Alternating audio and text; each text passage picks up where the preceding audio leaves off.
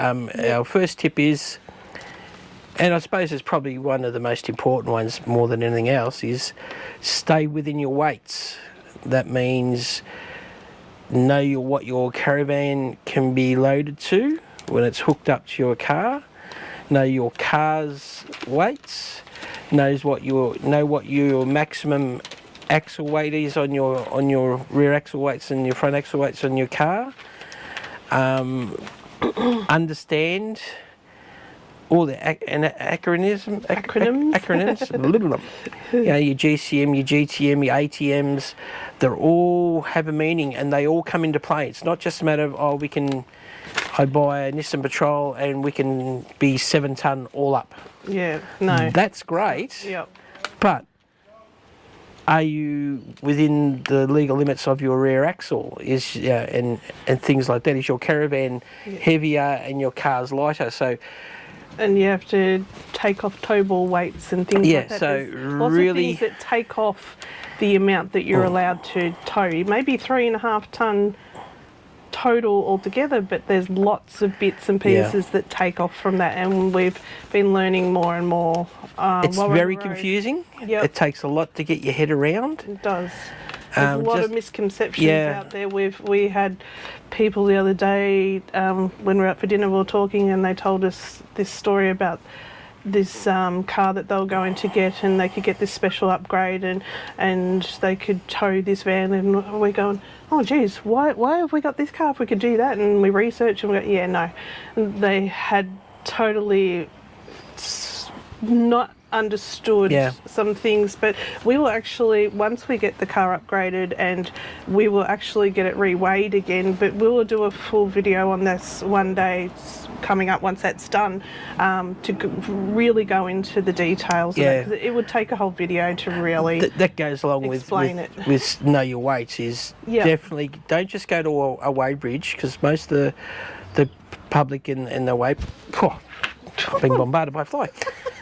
Most of the public weigh bridges are calibrated for heavy vehicles, so don't go down to the 10 or 20 kilo weights. And get there's professional services out there. They come out, they'll set up, and they'll weigh you on site, as long as you've got a flat area and a hard area, and they'll give you printouts on your axle weights, your weight on your left and your weight on your right, and give you a chance to move some weight around backwards and forwards, and to really sort it out. Because at the end of the day, the fine's one thing, it's your insurance that's going to really hurt if you are overweight and it's a write-off, or you write somebody else's vehicle off or property off, and the insurance company will weigh you.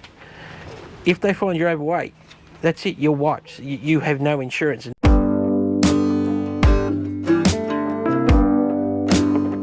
Number 2, if you have no end date, or even if you have one, take your time.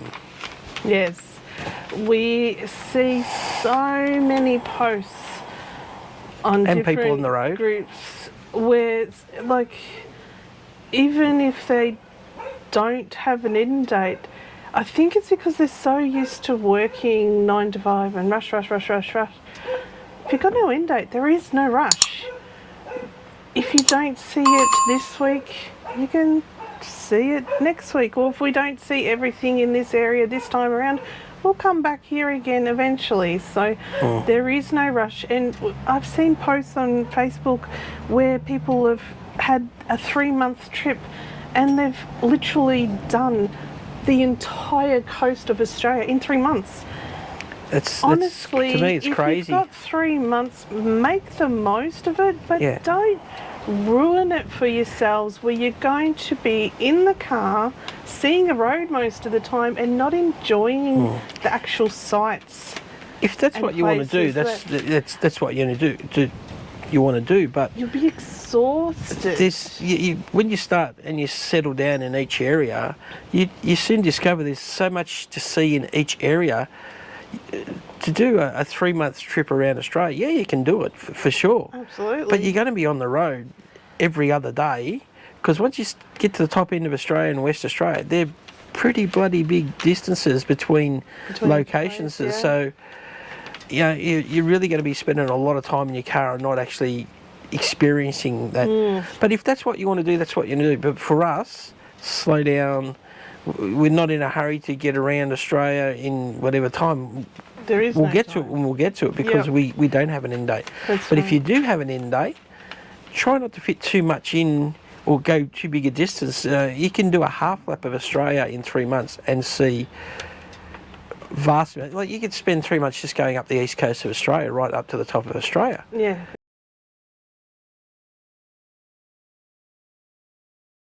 Number 3. Again, yes. Don't be upset if you can't do all of the paid attractions. There's plenty to do that are free. Or low cost, yeah. Or low cost. Yeah.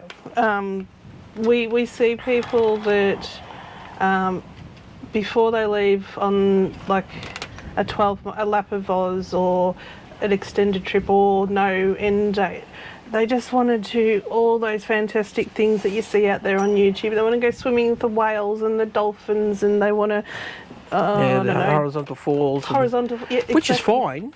If you can afford it. Yeah.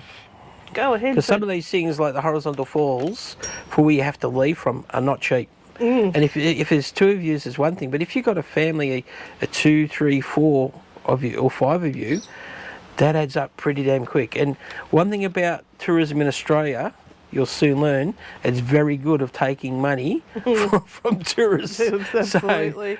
So, there is so much to do. I mean, we enjoy ourselves, and like you'll see on our videos, it's not often that we're paying for an experience. Like, occasionally there'll be a museum that might be $10 a head or something like that, or we might save up a bit and do something special, but it makes it more special then, I think, if you really save up and appreciate. But don't be upset if you want to see an attraction and it's $500, $600, $700 to do it. A lot of them are. And which a lot of them are.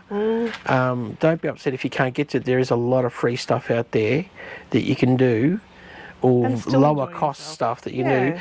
And if you want to do like the horizontal falls or go out to the Whitsundays or anything like that, just set yourself up with a couple that you really have a must-dos. Yeah. That way, if you save them, that's fine. But don't be upset if you can't get to all of them.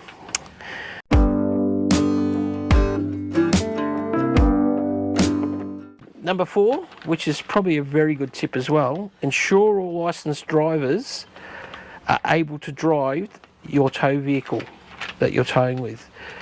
The reason we say that, we've come across twice now a situation where, when we're at Mataranka, a couple had a medical emergency and the husband needed to get to hospital. Unfortunately, the wife couldn't drive a manual car. So the husband, even though he was in a medical emergency, drove himself from Mataranka to Katherine with the wife in the car. Katherine couldn't handle his emergency. It was pretty serious. They then airlifted him off to Darwin, and then the poor wife was stuck in Katherine, not being able to get back to their caravan because she couldn't drive a manual car.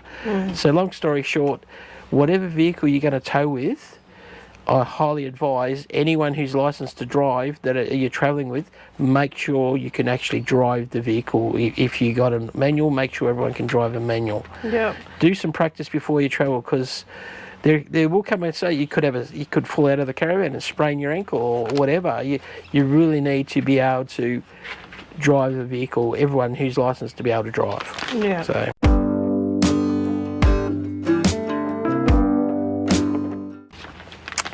Number 5, probably another one that we see a lot, and there's a bit of entertainment, I suppose, but is carry walkie-talkies. For us, we use them when you're reversing in, because you can't see the caravan and the vehicle's long, and one person's standing at the back, and instead of screaming at each other and getting upset and say, I can't see you in the mirrors or whatever, just grab a couple of walkie-talkies, and it's so much more stress-free. Yeah. And you just learn the language. So if I've learnt now to say to Chris to turn either driver's side or passenger side. Yep. Then there's no confusing. And stop. And stop. Yeah. Driver's side, passenger side, little bit, stop, whatever. No arguments that way. They're useful in other situations. We've used them when we lost a drone and Tracy went when I went bush bashing, so it was good to have that. Yeah, that's but definitely right. a set of walkie-talkies. Yeah, absolutely. It would save a lot of marriages, I can tell you. Yep.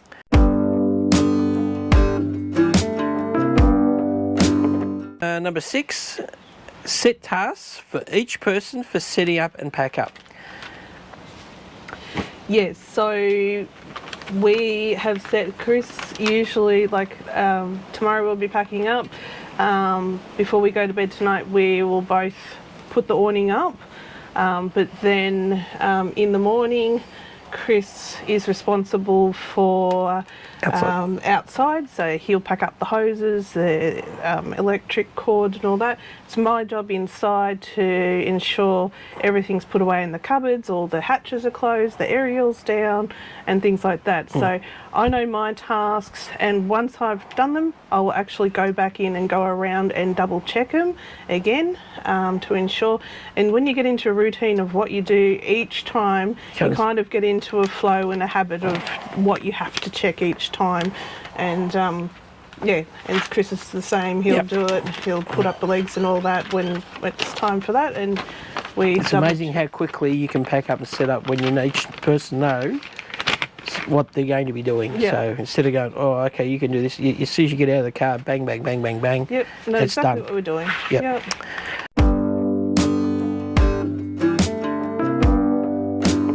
Number 7, which is also another good one. Don't believe all the reviews on any of the camping apps, or I won't name names, but but there's a lot of different camping apps out there. We've read reviews and we go, oh, we don't want to go there, but we thought, oh, bugger it, we'll go and have a look anyway. It's got some really horrendous reviews. There was absolutely nothing wrong with it. Yeah, that's the right. campsites were fine, the area was fine. So don't always believe what is read. Yeah, exactly. Some of them are true, some of them aren't. We've actually seen on some that they may be relatives of another caravan park or something, and they will actually go to the other caravan parks sites and put bad reviews in just because they're being spiteful. Also, some people will put on bad reviews of a free camp area trying to keep people away from it. Yeah, so there's not as many people go there. So don't always believe. A couple of times when we've been based, we've done a day trip out and had a look at some of these areas that sort of had negative reviews. We've gone, well, there's nothing wrong with here. We'll move when we move. We'll move up to here next. So that's if it's within a reasonable distance. But don't always believe what's being read. Yeah.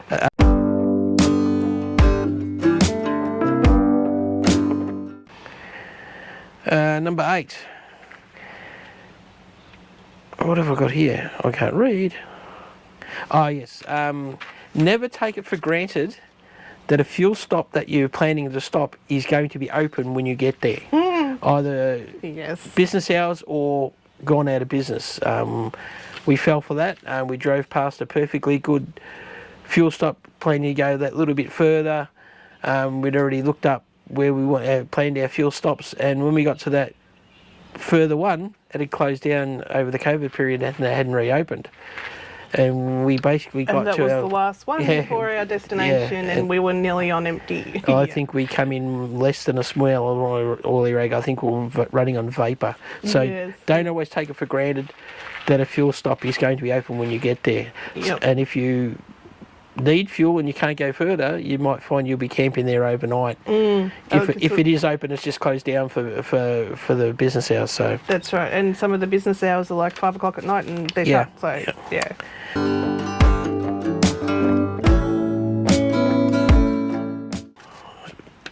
Number 9, where possible, travel with a little bit of cash in the vehicle. We have come across where fuel stops, the FPOS is down, the machine's broken, they've lost comms and they can't. The FPOS has gone down because they've lost communication. So the only way to pay for fuel, if you want it, is cash. Cash is king in that situation. And there's been plenty of times where we've seen people, they've parked up waiting for the FBOS because they haven't had any cash, and they don't have which generally means if the FBOS is down, if they have an ATM, they'll be down as well. So you don't have to carry a heck of a lot, but enough to get you to another fuel stop if possible. A lot of the towns don't have ATMs too. Yeah, so. yeah. Even your low cost camping where it's a donation. Yeah. To have cash for that as well. Yeah. So yeah, if possible, travel with a small amount of cash. It doesn't have to be hundreds and hundreds, just enough to keep you going.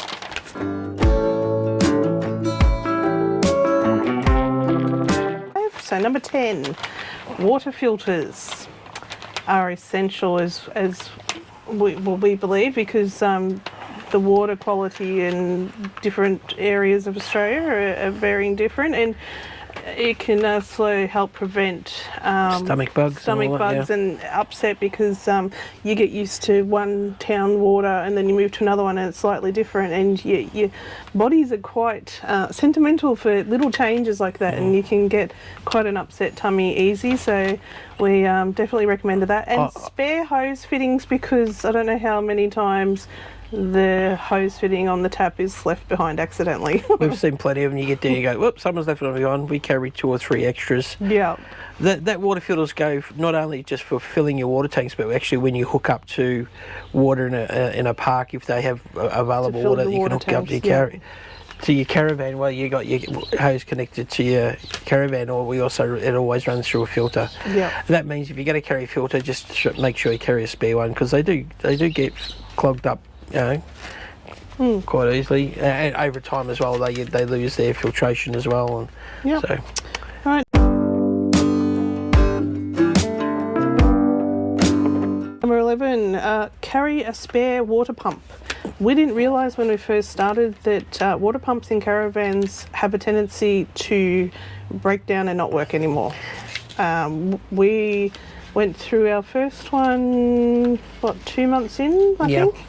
And yeah, the caravan dealer actually said he meant to tell us before we left to get a spare one, because they are notorious for not working. Failing, yeah. So we, luckily that was under warranty. They flew one up to the Gold Coast where we were at the time, and we went out and bought a spare pump, which is, luckily, we haven't had to use yet, but it's there. Yep. If you lose the water pump, your toilet doesn't flush, your showers don't work. Yeah, it creates if you're off grid, it creates a whole lot of trouble. Yep. So.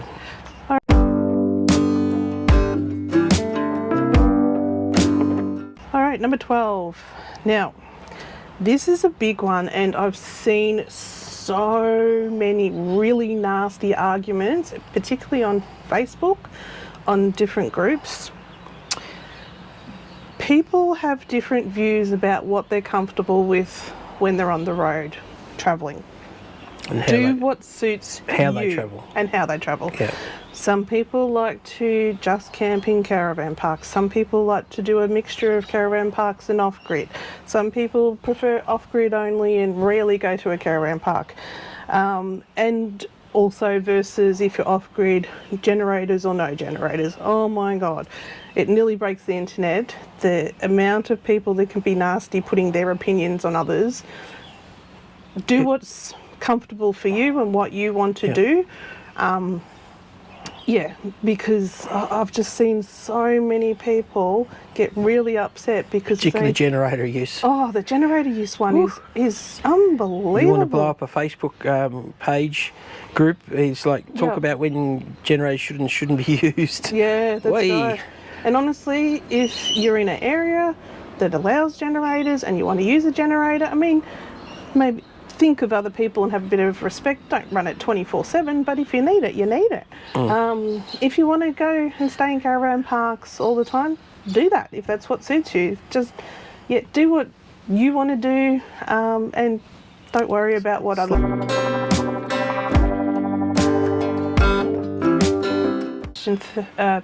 Tip 13.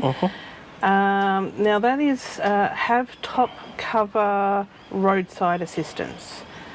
We haven't had to use it, we've got it, but you wouldn't want to be in the situation where you don't have it and you're stuck in the middle of nowhere and got to work out how you're going to get a broken down vehicle plus and caravan to the nearest mechanic or back to a major town. Yeah, it's one of those cases. It's better to have and not use it than you need it and not have it.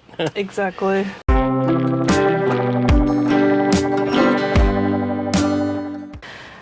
And then tip 14, make sure you are not underinsured. Oh yeah. We have seen this a lot, and people have had something go wrong with their vehicle and it's come to insurance and they weren't, and their vehicle's been considered a write-off, and they actually weren't insured for enough to replace that vehicle with everything that was done to it. Cost the new vehicle, yeah. Yeah. It happened even with us. We haven't actually had to claim, but we started investigating our insurance and we're going, hang on, they've only insured the patrol for this much. You can't even buy a bog standard patrol for what the so-called market value was. And we going, so we rang them up and they said, no, we won't do it. So we changed insurance companies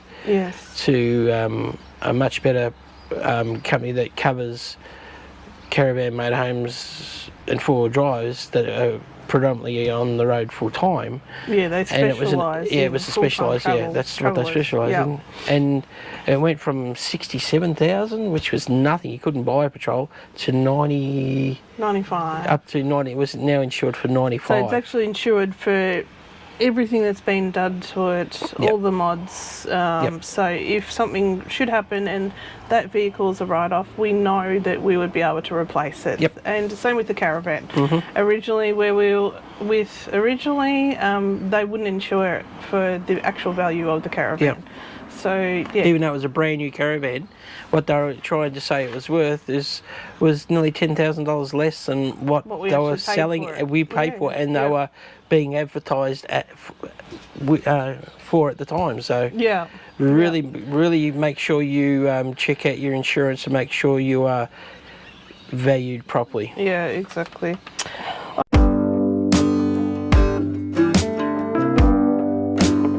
Last tip, tip 15. Have a good set of screw-in pegs and a cordless drill. Oh yeah. Especially we've found since we've been in South Australia, this ground is hard as a rock. Yeah. Literally. And we have really good screw-in pegs to help keep the awning down and the net down when we have that on. And, we've sat there and watched people trying to hammer in pegs, just to hold up the swag parts, and like 45 minutes and the pegs were just not even going into the ground an inch. So you walk up and give them a screw-in peg and cordless drill and just drive them straight into the ground. Even then, some of them take a bit of force and a lot of... Exactly. But a good set of ground pegs that you can screw in, not only just for the hard stuff, but for the sand. You get the bigger diameter ones that really hold in the sand a lot better, because without it, a decent gust of wind, it'll just rip your standard pegs clean out of the ground as quick as lightning. So, that's our... Well, what we came up with, the top 15 tips just from our experience in 12 months. There's a lot more that we could go into. But absolutely. But we thought those ones were pretty important. In our opinion, yeah. Let us know what you think. And thank you so much for watching and the support that you've given us for the last 12 months. It's actually been really surprising. It's like, I didn't think people would be interested in seeing what we do and what we've been recording on the road. So thank you, and we'll keep recording. And if you ever see us on the road, by all means come up and have a chat. Absolutely. Ask questions. Yep. If you want to have a look at anything, more than willing to show you in and around the vehicles and the caravan. Hi. And Yeah. Even just sit down and have a cuppa. I don't drink, Tracy does, but a beer or wine with Tracy, and I'll have a soft drink. It's just, to end it off, it's just so amazing to see the amount of people families, couples, singles. Even we've come across a lot of single women travelling in the little motorhomes, the little Hiaces, or that are on the road. Everywhere we've been, I don't think we've been to one location yet there hasn't been caravans, camper vans, camper trailers, swags, tents, you name it, in and around the area. Exactly. It's so whatever just your budget is, there's something out there for you to enjoy this country and experience it, and do it before it's too late. Is all I can say if you're wanting to do this. But anyway, yes, thank you. We'll end it there, and we shall see you on the next episode. Yeah, next episode, wherever and whatever that shall entail. Take care, safe travel, guys. See you then.